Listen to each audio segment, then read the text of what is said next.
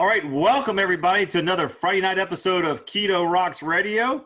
I'm Jim Hobbs, and I think to my left diagonally is Brian the Butcher Forsythe, also known as Brian the Damage Forsythe from the band Kix. And we have a couple special guests that we're going to bring on here shortly and introduce and let them tell their story. I think if you're looking for an inspirational story or a reason to actually go ahead and make the commitment to go keto, I think these two are going to give it to you. Before we introduce Bernie and Cherie, I just wanted to get a recap for everybody. So Brian, why don't you tell everybody how the Kix show went on Saturday? Well, it went, so that's good. You know, most everything we've done this year has been or attempted to do has been postponed, but it was a strange one. It was basically a club that this guy built behind his house. Like he had I guess it was like a garage kind of an area,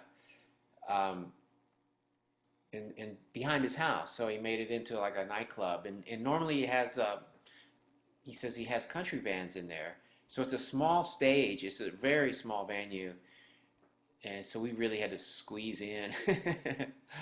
Yeah. The pictures that I saw, it looked like you guys were definitely, I was telling Peggy, I said, for such a high energy rock live show that Kix puts on, you guys had to tone it down just to be able to keep your, to be able to be in that stage setting. Yeah, yeah, very small. I'm thinking, he should probably have an alternate stage built outside that's a little bigger for stuff like that, because had a lot of land. It was a nice big house there, and with a lot of land, so he has the potential of maybe doing a nice outdoor venue even. The only other thought I had was, thank Donnie's not in the band anymore, because he'd have taken three of you guys out. I know. I would have ended up with a black eye by the end of the night. Anyway, well, I'm glad you guys had a show. I'm sure the 200 people who were lucky enough to get tickets enjoyed the show. And so hopefully we're going to start having more live acts from Kix and more live music everywhere across this country, because I know there's such a pent-up frustration Yes. of wanting to hear music. Well, the crazy thing is we're still getting bookings like into 2021, but they just keep coming in, and we keep saying, our agent will send it saying, "Is everybody cool with this?" And every time I respond like, "Yeah, as long as it's still happening when we get there." But you never know. Right. No, I think a lot of things are changing. So I think we're going to see things change here. I think especially with what's happening and some of the new recommendations that have come out from the WHO and the CDC. So hopefully things start to open up and it's safe to do so. So first of all, I want to introduce Bernie Wehman. He's out of Cincinnati, Ohio, and he's donning the Dr. Ken Berry Proper Human Diet shirt. Did you do the weekend seminar, Bernie? I did the weekend seminar, and I learned a lot more than I already had learned. It was really worthwhile. I liked it. It was great. Yeah, I totally agree. So why don't you tell everybody who is tuning in to listen tonight, or whenever they decide to listen to it, tell them a little bit about your background, why you decided to go keto, and some of the results you are experiencing by going keto, and then what words of encouragement would you give people out there listening who has been on the fence about going keto? Well, my journey started a long, long time ago, and I'll only admit to being all three of your favorite uncle. That's as old as I'll admit to. So there, or older brother, take your choice. But when I was 14, my brother decided getting teased enough in school was bad enough that he helped me join a national weight loss program, which I will not name, but I tried it. It was difficult. It didn't work through high school, so I continued high school very large. I then continued it, restarted it again in several years later, only I added bike riding in. And I would ride here around in Cincinnati around 20 to 25 miles a day. And then my best friend or my parents would pick me up if I hadn't already made it back home. And that's when I dropped 80 pounds. And I went into banking and stayed that way until I moved to San Francisco and moved into management. And then when you're in management, you're no longer standing as a teller. It starts coming on because you're sitting more and you're working more, and food is a calmative. I never did drugs or alcohol. Food is available anywhere, and I liked it and I ate it. Over 20 years in San Francisco, from about the 8-year mark on, I blossomed to over 450 pounds. I had to get a scale because my scale only went to 350 and it just knocked right off. So I had to get an expensive doctor's scale, and it was right off the kilter. I tried a couple of other things that never really worked. And then the house was being sold, so I had to leave. So I packed up, was actually on my way to a monastery, but that's for a whole nother story. Drove cross country with my dog, and had a shipping container, gave up all my stuff because I had some talks with God that I was being led to this monastery.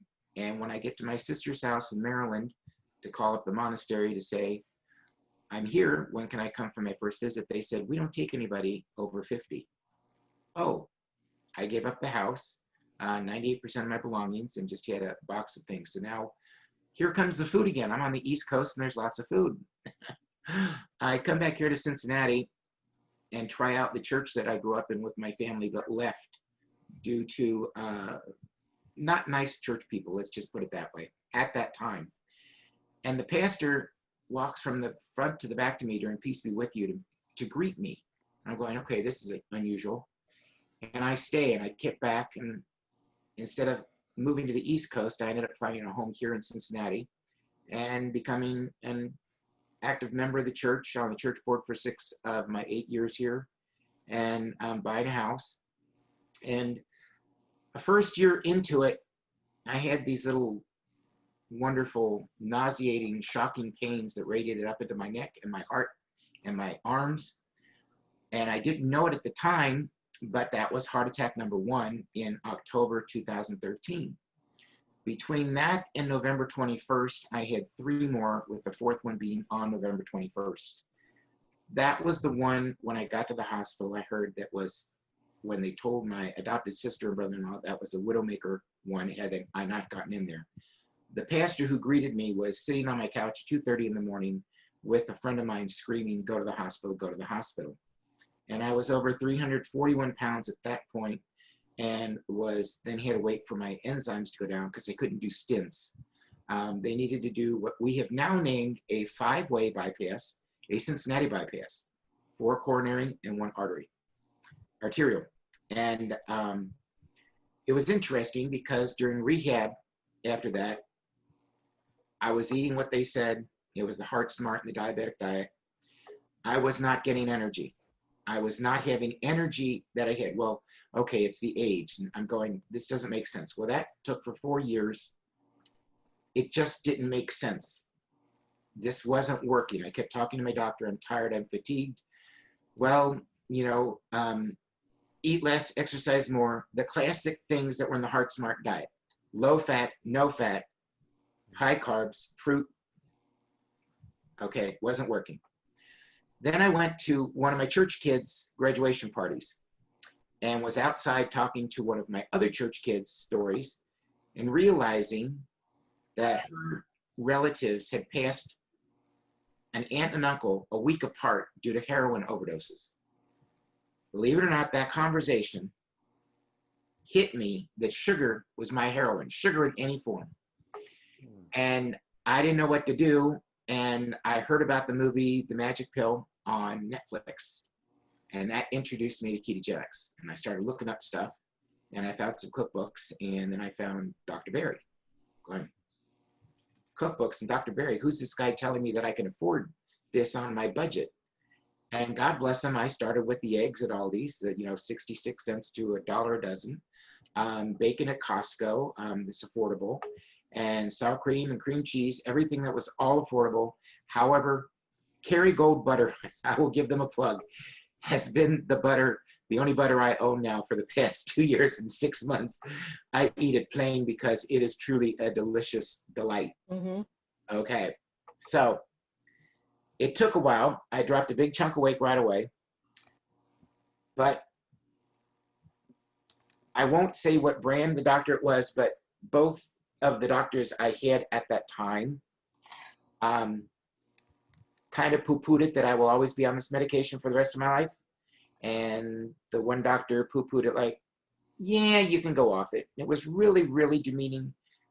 I walked out of that office saying, I will never walk in this office again. And then I went back, Dr. Berry, Dr. Berry, Dr. Berry, Dr. Berry. He had this wonderful website that said, find a keto doctor. I looked, I searched, I found one that was in my medical group. I had to wait over 6 months to get an appointment, and then they had a cancellation. And I met this wonderful doctor, and he's a keto doctor. I told him my story at that point. He had checked the blood work, which I paid for my own test because I stopped going to those 2 other doctors. And my blood work, he was so impressed. He spent 45 minutes with me, and he was talking. He says, there's nothing I can tell you that you haven't learned. You're already a fat-burning machine. And then I said, yeah, but I don't know what my sugar is because I don't qualify for an A1C test. And he says, I can do that right now. So he goes in, he gets A1C test. Nurse takes it. He comes in 5 minutes later, slams it down. He says, a 5.1, 2% of my people would love to have a 5.1 as an A1C. So he said, you're officially a fat-burning machine.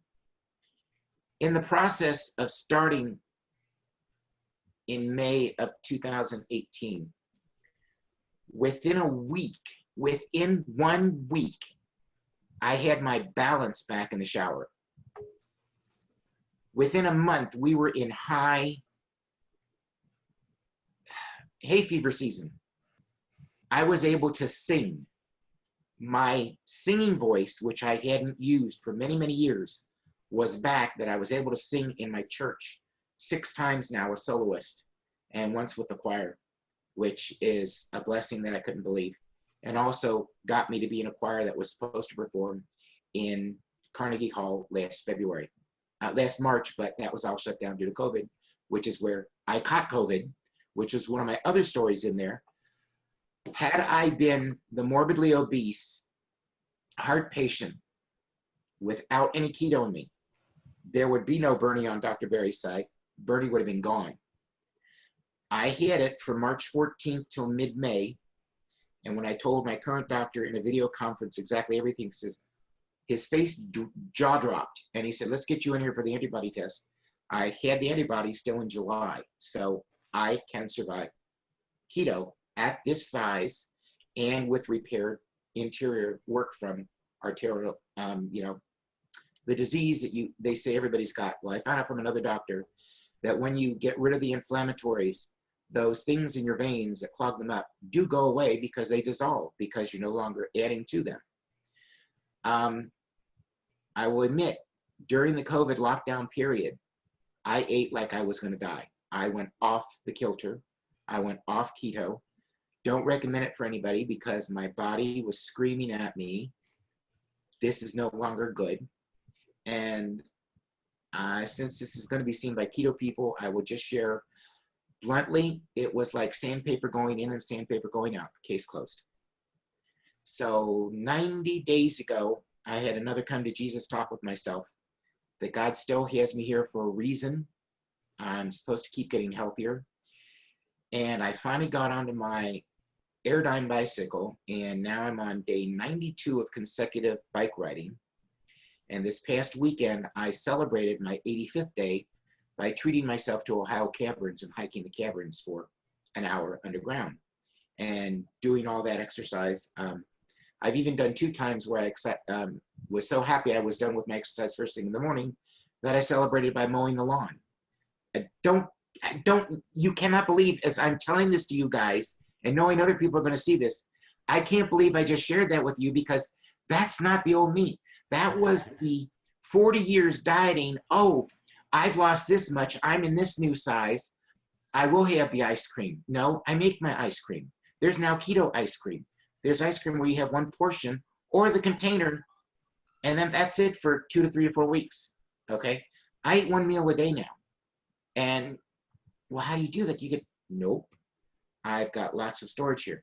My Proper Human Diet shirt is an extra large. When I moved here, I was in 4X. Okay? Today, I got my new shorts to go with this shirt on my bicycle and the treadmill. I didn't get black or dark blue. I got multicolored blue to match this and my shoes. I've now discovered colors are on people. I don't feel like a billboard. I feel like a work in progress. I'm still on the potter's wheel. But what nailed it a few weeks ago was the guy who posted on there, and I hope most of you saw it, the guy who said about if you go off keto, it's like driving a car. Remember, it's like driving a car. If a bee gets in your car, do you let go of the wheel and go get the bee? Or do you hold on to the wheel and know the bee, will go out? And that just hit me because I was wavering on, why am I doing this still, even in this?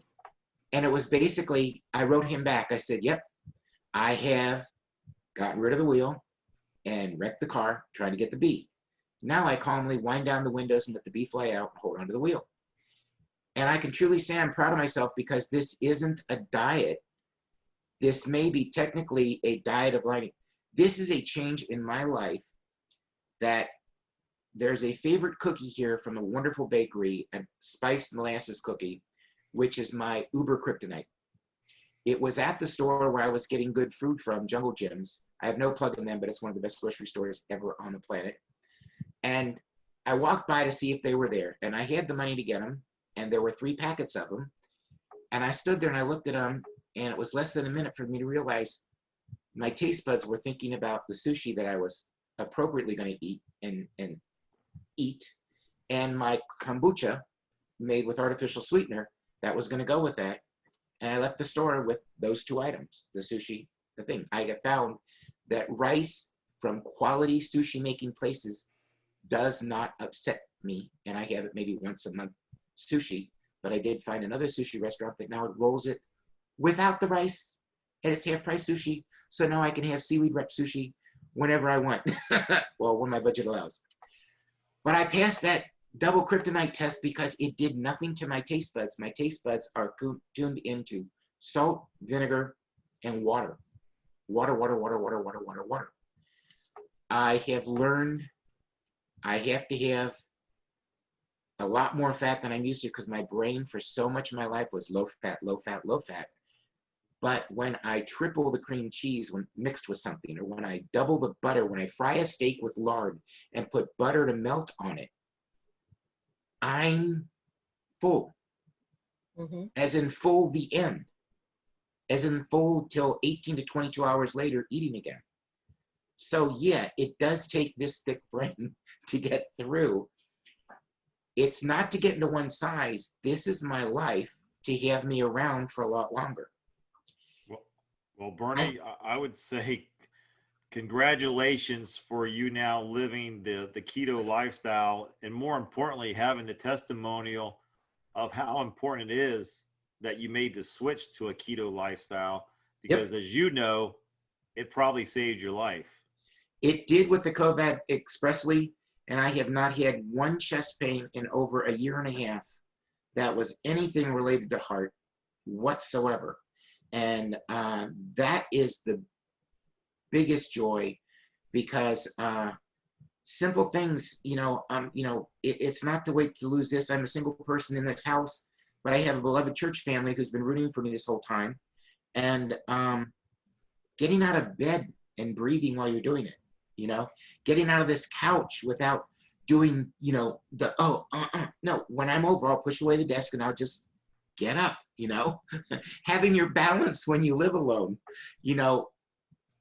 these are benefits that no other diet gave me, especially from heart attack surgery until 2 years and 5 months ago when I discovered keto, and Dr. Berry. Dr. Berry, I still consider him my doctor, and my current doctor knows of him and is very pleased with this. And Nisha, God bless Nisha, she's the one that told me to put the scale away.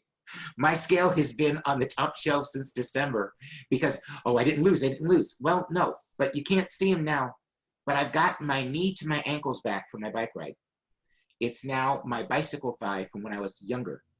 And I never thought they'd come back. And everything is shrinking the way Dr. Berry promised. When you're putting the right fat in you, I still eat carbs. They're mostly the green carbs or baked goods with almond flours that I make myself. But it's actually shrinking differently than it ever has before. The skin's going down and everything, because I don't have money for surgery after this, you know. And it's like, I'm not gonna. So still on the potter's wheel, and proud of myself this time. Well, And that, for the people who know me, that's not easy to say. well, congratulations. Before you put the scale away, what was your last weight that you weighed? The last one at the doctor's office last fall was 248. Wow. And I know it's less than that because Awesome. it was 341 on the big sign when they were waiting for me in the hospital to get my enzymes down to do the surgery. So it's almost 100 from the heart surgery. It's 200 since my top weight in San Francisco. And when I'm all the way completed, I will post that on Dr. Berry's, the way before beginning and whatever my comfortable weight is. But it's doable. It's doable because Absolutely. when you find the products now in Walmart, in Meijer, like 6 different kinds of keto ice cream that really is keto ice cream in there. The big thing is, yeah, you can eat the whole thing, but you really don't want to because your sweet taste buds are gone. And it's just a thought of something, you know, and then you don't want it anymore. You know, so it's nice to see that the stores are catching more, but boy, you have to read those labels. There are a couple of products at a big major warehouse dealer that I'm going to write to their president. I'm going to say, these are not keto because the number 1 ingredient is wheat. Wheat. Just because the carbs balance out from the fiber, wheat is not now or ever has been keto. And they still sell 2 products. It says keto bread and keto buns. I'm going, no, no, no. Oh, and they have now a chocolate-covered coconut cluster that's made with pure organic coconut sugar. And I'm going, no, no, no. So I'm going to mention these to the president of the company because I'm going to say, we trust you that you choose wise selections for us, and the rest of your keto products are good. But these 3, you really need to not have a disclaimer out there like you do on other things. So, oh, well, sorry I took up so much time, but. No. Listen, I love hearing stories like this. I love hearing people's journeys because not only does it encourage me, I think it encourages those who are watching and listening to you. So, you know, there's plenty of people who do not know Bernie. And so you're giving them a lot of food for thought, and you very well could be helping somebody to make that decision to go ahead and live a keto lifestyle, which can be saving their lives. I don't know if Brian has any question, but I have one more question for you, Bernie. So Yes. When did you, it sounds like to me you do 1 meal a day, you do intermittent fasting, you have a 4-hour window. When did you make the decision to go to intermittent fasting, and what changed for you when you started to implement that into your protocol or daily regimen? I had done the 5-2 fasting from Dr. Michael Mosley, the British guy, which works for a lot of people and has actually helped a lot of people. 5 days, 2 days fasting, 5 days not. But I still, it wasn't coming off. The cravings were still there, and I wasn't lowering any of my, you know, cholesterol levels or anything like that. Right now I have a less than 2% ratio between my triglycerides and my LDL. And my doctor said he would, you know, less than 2% of his patients have my reading at my age and my size. He said, so I'm a complete fat burning machine. However, I discovered I wasn't hungry and I didn't want breakfast anymore. And I only worked part-time at a church. And when I came home at 1 o'clock, 2 o'clock, it's like, okay, I'm hungry now. And then maybe 6 or 7. And then all of a sudden that went away. And then 2 o'clock didn't come. And then I'm hungry between 4 and 6. So when I told this to my doctor last fall, when I saw him, he said, just give yourself, he wrote down, what's nice is his stuff. When I get the printout, there's the actual notes that he told me about for me to print. He recommended my, he was very lenient. He said no more than 100 grams of carbs a day. And because he knows this is for life for me. And eat between 12 and 7. That I have faithfully done with only 2 exceptions. But that has gotten so easy. I have 5 different kinds of salt, mind you. Okay. I have salt in my desk at the church. I have black salt and I have gray salt, sea salt. And I labeled them because I told my boss, I said, Reverend Dan, I said, somebody opens up these drawers, they're not labels, it's going to be heroin and crack cocaine. So now they can have them tested. One is gray sea salt and one is black sea salt. I said, because those are my snacks with my big 40-ounce thermoflask of water that I take with me everywhere. I drink 2 of these a day and it's ice water. But the intermittent fasting is now between 18 to 22 to 20. Today it was 23 hours. And I've done now 2 72-hour fasts. It's surprising you can do it. Water and salt, water and salt. And when you have doctors telling you about it, and then you actually double check them and find out, yeah, if you've ever licked a cut on your finger, it tastes salty. If you see the saline they put in your arm at the hospital, we're full of salt. We need salt in our bodies. So you get good sea salt. A hint to everybody. Oh, shoot, I don't want to give away one of them. There are certain stores that have gourmet goods near the holiday times. That's where you can get stocked up on Himalayan sea salts for $4.99 to $7.99 for big giant containers. And they could be known, they're in groupings where you save a lot or you can get a lot more here. But it's those stores where you can get clothing, gourmet goods, and housewares and home goods. Oops, that almost sounded like one of the names of the stores. But there's 3 stores, and that's my secret place where I stock up for Christmas presents on sea salt, French sea salt, and Himalayan sea salt. And they're really affordable and keeps it in budget for you. So Awesome. that's awesome. Brian, you got any questions for Bernie? Oh no, I'm just fascinated by the story, but it is cool.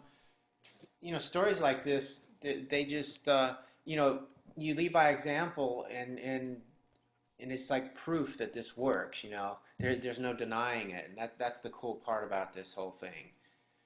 Yeah, and real people like you guys. And I swear, Dr. Barry's page and my 2 pages for my church that I work with are the only reasons I'm on Facebook.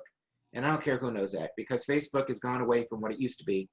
And I have 3 things: my church, Dr. Barry, and the couple of people that I might see, pop up on there. But Dr. Barry's has been such a wealth of knowledge. Yes. And the fact is they're honest. They're Yes. honest people. And Nisha, they mean it. When she jumped in on that and told me about the scale, I said, yep, I'm now in 1X versus 4X, and that scale is on the shelf since December. So there, thank you, Nisha. Yeah, they are awesome. I think everybody that's on this podcast tonight are all huge Dr. Barry and Anisha advocates, and so thankful for their loud voice and for their voice of reason and their voice of reality of what really works, and not the standard American diet, as well as the I mean, the stupid human diet, the stupid American diet. Yes. yes, that one. So Yeah. Well, Bernie, if you're welcome to stick around, because I know Sherry's got an equally, if not a story to tell and to share. And so I think you very well may be blessed by hearing her testimonial, because I think you're gonna have a lot of similarities with that being said. So if it's okay to stick around, I'll just stick here and be quiet, hit mute. Yep, that's fine. I went out of focus. How to get out of focus. So everybody, let's welcome Sherry Montgomery from Baltimore, Maryland. Yeah. And thank you so much for you sharing your email and your story to us, Sherry. It thoroughly touched my heart, and I just know people are going to be touched to hear it from you. So I'm just going to say thank you for coming on and being willing to share it, and I'm going to shut up, and I'm going to let you tell the people your story. Thank you. Brian already knows my story. He has been a godsend to me, honestly. I mean, and I know I've joked about it, but he basically has saved my life, in all honesty. My husband was hit by a drunk driver about 13 years ago, maybe a little bit longer. But sugar became my drug of choice. I ate out of vending machines. I ate fast food. I drank soda like it was water. I packed on the pounds. At my heaviest, I was about 253, but I'm only 5'2". I was miserable. I felt horrible. I had psoriasis. I had anxiety, depression, you name it, I felt it. I was very unhappy in life, but I was very unhappy with what I looked like, with where I was. I tried lots of diets. Nothing seemed to work, but I couldn't cut that sugar addiction. I could not separate myself from that can of Coca-Cola every day. You know, instead of coffee when I woke up, I popped open a can of Coke. I would drink 6 to 12 cans of Coke every day. Every day. My doctors told me I was a prime candidate for weight loss surgery. We talked about it. I said, absolutely no. But I can't do that. You know, I don't want to do that. I had talked to Brian a few times, and he was telling me about keto and different things to try. I'd also spoken to Maria from Kix shows, and she was telling me about keto, and I just kept absorbing the information, but I wasn't ready to get there yet. I just, you know, sugar is definitely an addiction. My daughter came home and said, Mom, I'm going to have a baby and I would really like you to be around to see your grandchild. It puts things into perspective. You need to do better. You need to eat better. You know, I'm worried about you. You need to lose weight. You need to give up the sodas. So I love me a challenge, and she challenged me to lose 25 pounds and give up soda. I thought about it. I did it.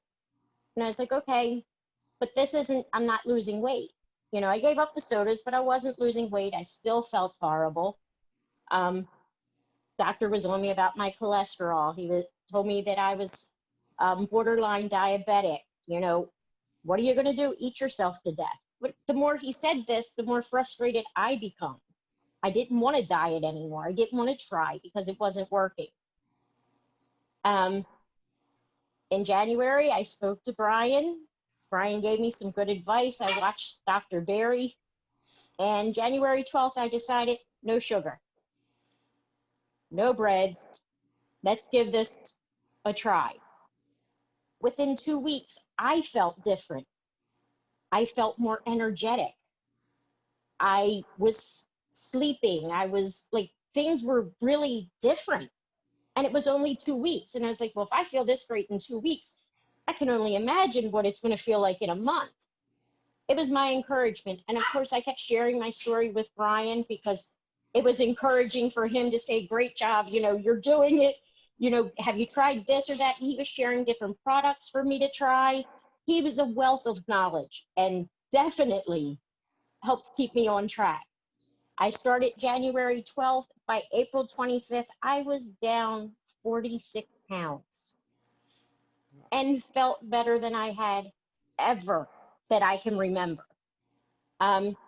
In July, I hit a roadblock. The end of July, I started with some aches and pains, and I was like, okay, something's wrong. Something's definitely wrong because I feel it. From exercising, I had given myself a hernia. You know, okay, but that wasn't the pain. There was something else wrong. Went to the hospital, found out that I had a very large tumor. At this point, I was 70 pounds down. Doctor was fascinated, impressed with my blood work, couldn't believe where I was. He was like, okay, you know, so let's figure out what this is, what's going on. I underwent major surgery. I had a 12-pound mass removed, as well as a complete hysterectomy. My appendix was removed, a portion of my colon. But he told me that these were all things that I've had for years. But because I was so heavy, I didn't feel the pain. I didn't notice. I didn't know this was going on. Had no clue. My appendix was cancer, but it's been removed. I'm doing great. I'm currently down 101 pounds. Wow. I went from a 3X to a size medium. It feels amazing, but the doctor did share with me, was very honest. He said, my blood work looks better than his blood work does. And that's impressive, considering what it was to where it is now. Looking at my body mass index, he was like, this is amazing. He said, and you've stayed so focused. I said, I'm not done yet, because this isn't a diet to me. This is a lifestyle change. I can't imagine putting sugar in my body or eating those bad carbs ever again. I don't miss it. You know, I'm content with where I am, but he said that losing weight saved my life. One, anesthesia was so much easier for me. Waking up was so much easier, but just the recovery in itself, I was able to handle because I had lost that weight. Wow. You know, I do one meal a day. I usually go 24 hours before I eat. I walk, I run. Only thing I ever ran after before was the ice cream truck. So for me to be like, I enjoy running. It's wonderful. Like, it's a whole new life for me. You know, and I have Brian to thank for it. Like, I would have never done it if he hadn't posted all those things and been so encouraging. But just his post alone, I was like, if he can eat food that looks like that and he'd maintain weight, what am I doing? Like, it's so much better than that McDonald's burger. Wow, that's great, Cherie. And I'm going to let Brian ask the questions. I'm going to have to step away for a second because my dog went outside and he wants to come back in. So I apologize, everybody. So I'll let Brian handle it for 2 seconds. Yeah, an amazing story. I mean, like I said, the doctor, he was against the keto, he wanted to give me medication for everything. Everything was, take this pill, it'll make you feel better. Take this, it'll take away that. I take no medications. You know, I don't need anything like that. Like, I'm probably in the best health that I've been in ever in my life. Yeah. You know, and I definitely feel it. Yeah, it's amazing. And it's amazing, like, the better you feel, like you say, you're not even interested in medications or anything. And I feel the same. It's like, occasionally I'll wake up with a headache for some odd reason, and I don't even think about aspirin or ibuprofen or any of that stuff anymore. I'll just go get some salt water and drink it, and like, a half hour later, I'm like, oh, I guess that headache's gone now. Yeah, I mean, it's amazing. It truly is. And, my water, my electrolytes, I always make sure I'm getting enough electrolytes. But if on the rare occasion that I crave something sweet, I eat something salty, and it takes away that craving. It's amazing. Last week I did make the keto pumpkin cheesecake. It's still in the refrigerator. I have not cut it yet. I made a cheesecake yesterday. My first one. Yeah, I mean, it's amazing the way that it makes you feel. And like I said, for me, it's not a diet. This is a lifestyle. I share with people all the time. They're like, you eat eggs every day? You eat bacon every day? What's your cholesterol like? I'm like, it's great.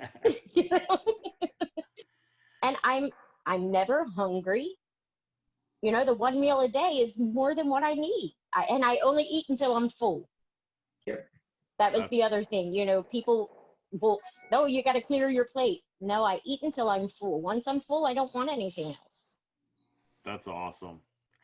Talking about blood work, Bernie brought up his blood work and how perfect it was. Cherie, you brought up your blood work, and we had a guest on, I guess, a couple months ago, Gary Wolford, who had had a heart attack, and he's a friend of mine. And actually, I saw him on Saturday, and he just got through having his physical with his cardiologist and his main physician. and got all his blood work back, and the doctors were floored. All his numbers were perfect. He was gone from being a pre-diabetic to the numbers were perfect. He's like, man, your blood work's perfect. What are you doing? He says, I'm doing keto. He goes, well, whatever it is, just keep doing it because your numbers are phenomenal. And so when I hear stories like Bernie and Cherie and Brian and the many others that are on Dr. Berry's page, it's just undisputable that the keto lifestyle or carnivore lifestyle works. And for anybody to argue against that, I would just say the proof is in doing it yourself. You heard everybody, you heard Bernie share, you heard Cherie share that in 2 weeks, they started to feel different. They started to feel better. And that's the crazy thing. And it truly, both of you have said this, but people have to understand that the sugar addiction is real. It's 8 times stronger than heroin. I think is what the statistics or the studies show. And so the hardest part for Americans is to give up their sugar because the food industry puts sugar in almost everything. And the reason they do that, this is you got to start to ask yourself, why do they do that? Well, because they want you addicted to all foods. And so, but once you get off, once you've detoxed, once you've come off the sugar ranch, you are able to then to almost feel like a normal human being. You're not a slave to that drug. And then everything else kind of falls in place. Everybody on this call does intermittent fasting. You're eating 1 meal a day because that's the natural, in my belief, that's the natural progression of what happens once you get off sugar. And then once you're eating nutrient-dense food and high fat, your body is saturated, and you're not looking for something else an hour later or 2 hours later. Yeah, it's funny because when I mention intermittent fasting to like a normal person, they go, "Oh man, there's no way I could ever go that long without eating." And it's like, well, if you weren't eating sugar and carbs, you wouldn't get hungry. Right. Most people they go through that whole sugar crash and they go, "Oh, I'd pass out," and it's like, I don't even think about it. It's like, my minimum now. I mean, I still refer to my fasting thing as an 8-16, but really, I never go less than 18, and that's the minimum now.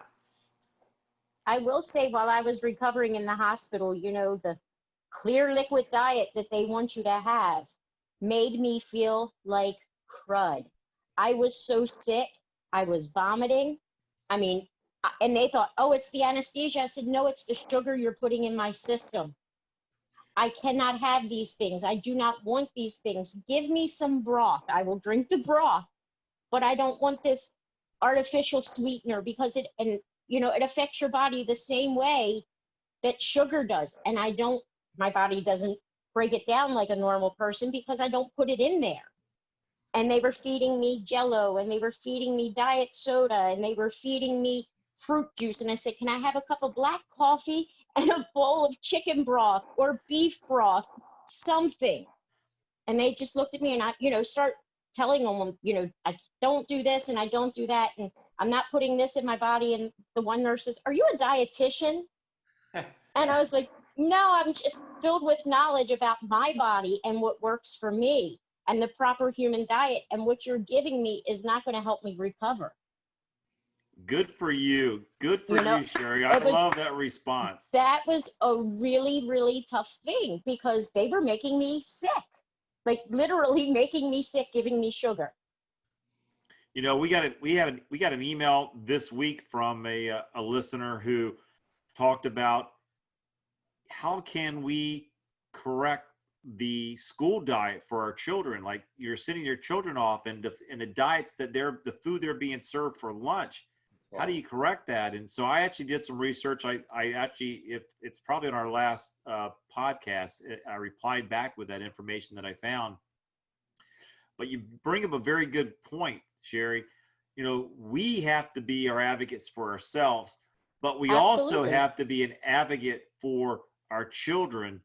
And we have to be able to go to the school board and to our local officials and say, look, I don't want my child to be raised on sugar and to become an addict. And here's the studies that says that's what sugar is an addictive substance that I do not want my child to be having on a daily basis. And we collectively can change the guidelines, because it all starts with our youth. I mean, I grew up, Cherie, you talked about your Coke habit. I had a Mountain Dew habit. I drank, as soon as 7-Eleven got the 64-ounce big gulp, I would literally drink 4 big gulps in a day, especially during the summer. I would just fill that up for 69 cents or whatever ridiculous low price it was for that liquid sugar fix. I would have it because it made me feel good. I had energy when I drank the liquid sugar known as Mountain Dew. But the reality of it is it was wreaking havoc on my body, and I started to pay that price as I got older. Now I haven't drank soft drinks in over 20 years. I drink water for the most part. But it's a subtle change like that. Like, I can't imagine where I would be today if I continued down that path of drinking Mountain Dew as much as I was drinking, or any soft drink for that matter that's just full of sugar. And I know, Brian, you reposted Dr. Ken Berry's article in regards to the fruit drinks that are marketed for like giving your children fruit drinks, like you're giving them something healthy because it's got the word fruit in it. Fruit. It's got more sugar in it than a regular soft drink. Yeah. Yeah, and the kids with the fruit boxes, the fruit boxes and all that. Yeah. And the parents don't know any better. They think they're giving their kids something healthy to drink instead of a soda, but it's just as bad. Well, the same thing with cereal. If you look at a box of cereal, they market it as if it's healthy. Heart Smart, low grain, whole grain, this. There's nothing. But when you look at the ingredients, there is nothing substantial in that. And I don't know about anyone else, but it's really hard for me when I'm in the grocery store and I see people buying these things. Oh. Like, I want to tell them, you don't want that. Don't buy that. That is where everything I have learned attending my church here now for 8 years stops me from saying anything. Okay. Now, people at church have asked me how I've done it. And I explained, for me, I had to give up all grains and all forms of sugar. I had been introduced to erythritol, which I never thought I'd know what it was. And I use that now in different products. And I bake with it. I use almond flour. I use coconut flour. And they're going, oh, I could never give up sugar. I could never give up pop. Well, then me giving you a recipe for these delightful cookies you just ate won't matter now, will it? Okay? I don't say that. I might think that, and now I just shared it to people who will never be watching this video, but so I feel safe.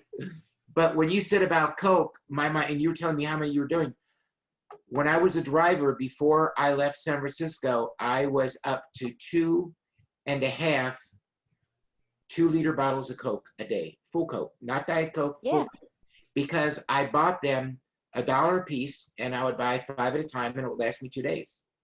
Because believe me, you can't get that high on pot or anything that lasts that long.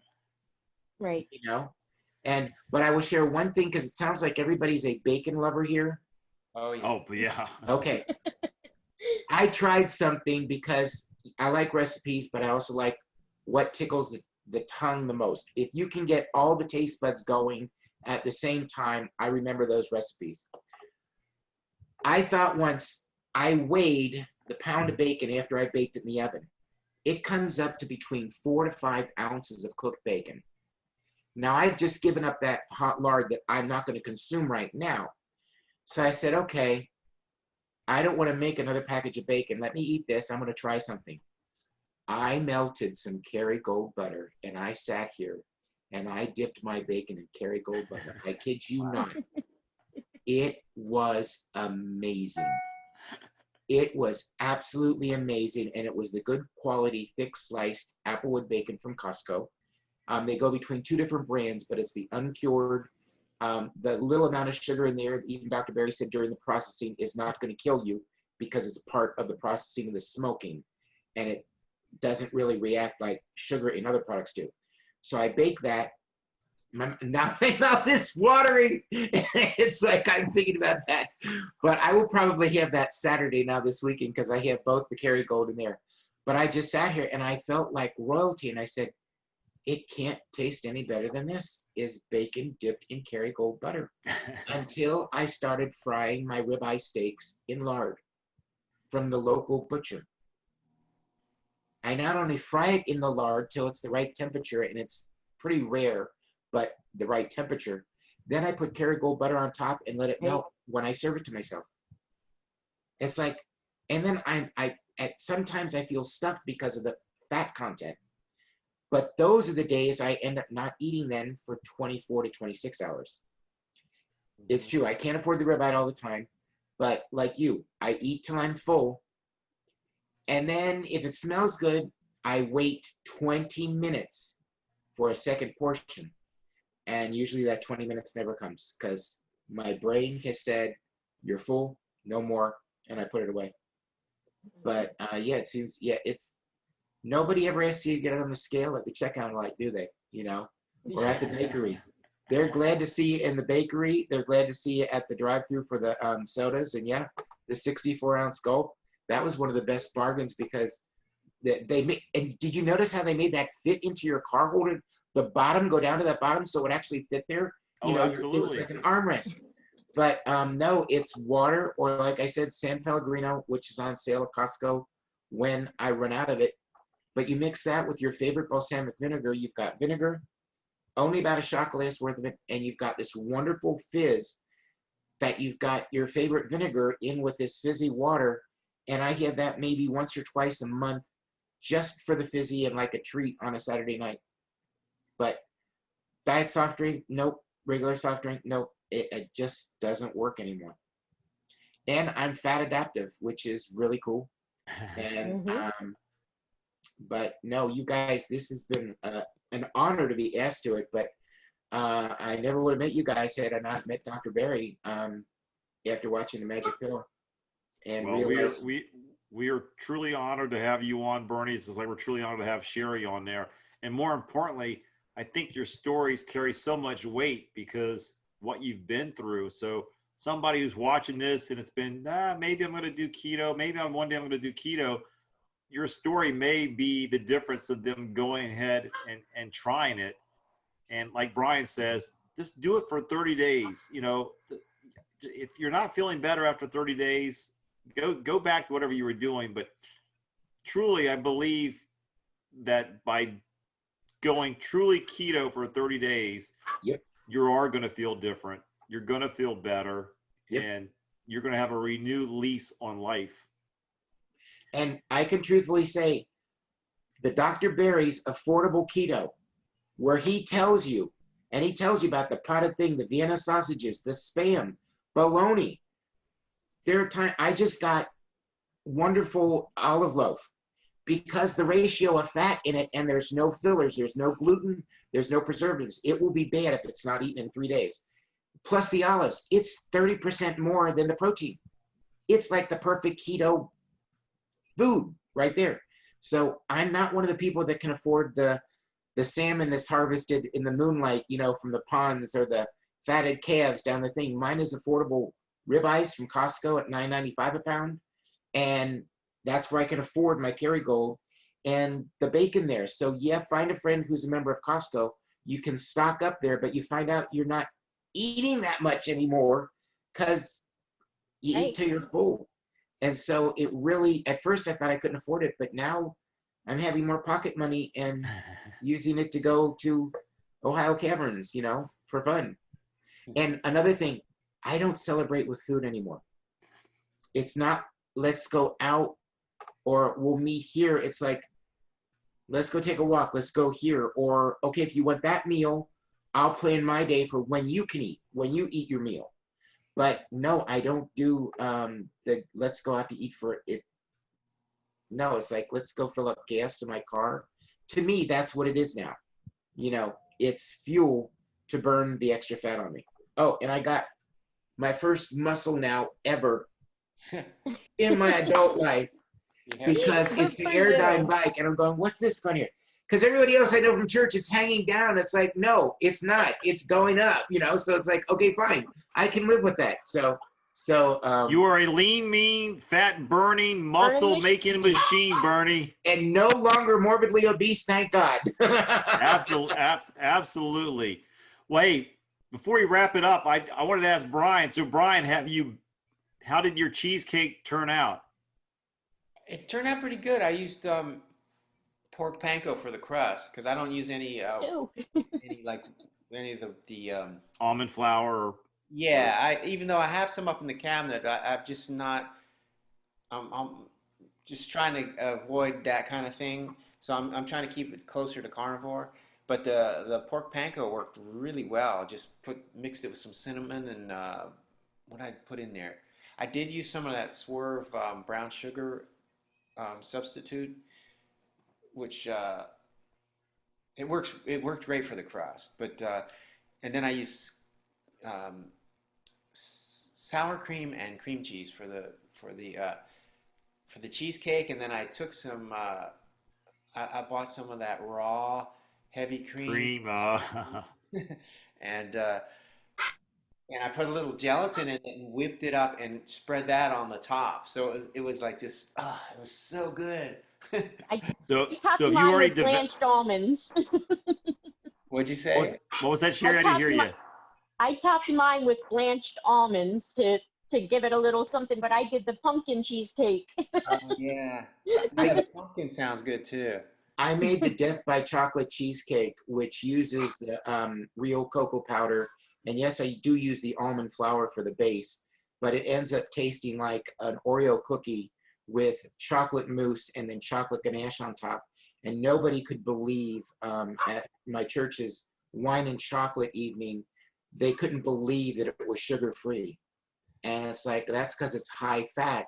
And the thing is one piece was enough. They didn't want more because the sugar didn't kick in because there was no sugar. It was sugar alcohol. It was made with erythritol. And so it's like, I even have die hard, I will not give up my sugar, love my Death by Chocolate cheesecake. So it's like, they love it. And also, every meal that I've cooked at our Fishes and Loaves community meal at church, which has been postponed now due to the pandemic, every time I cook, it's keto. Everything is keto. Broccoli is the vegetable. Usually chicken legs is the main thing because that's the dark meat. And then instead of mashed potatoes, the pastor's wife whips up cauliflower. And they love it. Yeah, as a matter of fact, that's one of my favorite dishes that Peggy used to make. We don't eat too many vegetables anymore. It's rarely that we do. We're more keto carnivore, more carnivore than we are keto. But the mashed cauliflower is probably one of my favorite. And it's, to me, if I had a choice between mashed potatoes and mashed cauliflower, I'm going to choose the cauliflower every single time. Yeah. It just feels better too. So absolutely. Yeah, so I cook it and that's it. Ooh, there's the cheesecake. Oh, look at that. Now, did you do that recipe? Because I would love to learn how to do the crust with panko. Yeah, I couldn't find a really good pork panko actual recipe, but so I looked at how they do graham cracker, and in fact, since I've done that, I'll probably modify it next time. But with that one, I just used the pork panko with the cinnamon, the nutmeg, the vanilla, and then I put melted butter. I mixed it with melted butter. And next time I do it, that's as far as I'm going to go. This time I put an egg in it too, and I think the egg made it a little too dense once it was cooked. Oh, and that's the other thing I did. I spread it in the pan, baked the crust. Then I made the cheesecake batter, poured it in, and baked that. Next time I'm going to just put the crust in without baking it and pour the cheesecake in it and then bake the whole thing at once. I think it'll come out better because the way I did it, the crust is basically double baked now, so it's a little dense. Well, I did. keep working I on it and did. post it. Yeah, I will. I'm gonna do a video of it once I get it right. Okay, good. Yeah, my crust turned out really nice, but I didn't do the egg, but I did the pork panko, cinnamon, nutmeg, butter, and vanilla. All right, so yeah, so did you bake the cake, the cheesecake? For 5 minutes, I put the crust in for just 5 minutes in the oven just to kind of get Okay. it a little bit. I was a baker by trade before I went to the museum. Okay. But then I did the heavy cream cheese, and my pumpkin, and then I baked it all for about 55 minutes and came out perfect. But like I said, I thought I really, really wanted it. I haven't even cut it yet. Oh, so you haven't tried your crust yet to see if I haven't tried it, but tonight I will try it and I will get back to everyone. I'm curious to see if it's more crumbly. It looked like it was, Okay. but like I said, I only baked it for like 5 minutes just to kind of get it a little bit solid so that it wouldn't be mushy, because when you make a cheesecake without baking the crust first, it tends to be a little bit more soft Okay. and it'll fall apart like when you go to cut it. Yeah. All right, I'll have to try that. Well, how big of a cheesecake is it, Cherie? I'm only 90 minutes from Baltimore. Head down, it's a full-size cheesecake. I don't know how to cook small. Well, that's awesome.